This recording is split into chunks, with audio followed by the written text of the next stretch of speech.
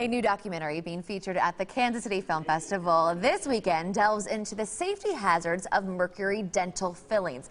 Filmmaker Randall Moore dared to ask the question, "You put what in my mouth?" The title of your film, so answer the question for us. Well, the title of my film, "You Put What in My Mouth," came about because as I started interviewing all these dental patients, they had no idea that mercury was in these fillings that was in their mouth. How common are these fillings? Well, they're in about a third of our population, so over 1/3 of the people watching and sitting out in the audience have these mercury fillings in their mouth. 120 million people. Wow. A huge number of people. How long did it take you to work on this film? So it's been about 5 years of interviewing scientists and doctors and patients. Yeah. And now, but you're not actually focusing on the patient in this film. Why is that? That's correct. Well, so in my research, one of the things I learned was that when these fillings are placed or polished or removed, the largest exposure to mercury is happening during those dental procedures. And those levels are astronomical. They're like vastly higher than levels at which like the EPA would evacuate a building.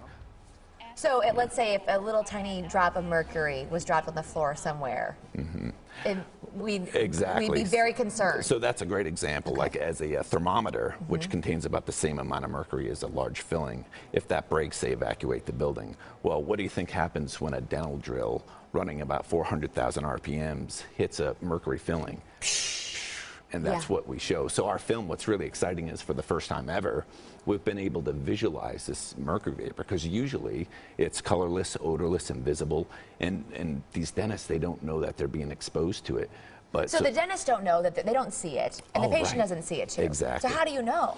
Well, there's a company that manufactures equipment that sells to the government that measures it, and so in the film we had that company come out to professionally measure these mercury vapors while we were also visualizing it. So in the film what you'll get to see is, say, during a removal, these vast amounts of mercury vapor being generated, and then we've got it professionally measured as well. So what does the FDA and the ADA think about these fillings? Do they believe they're safe?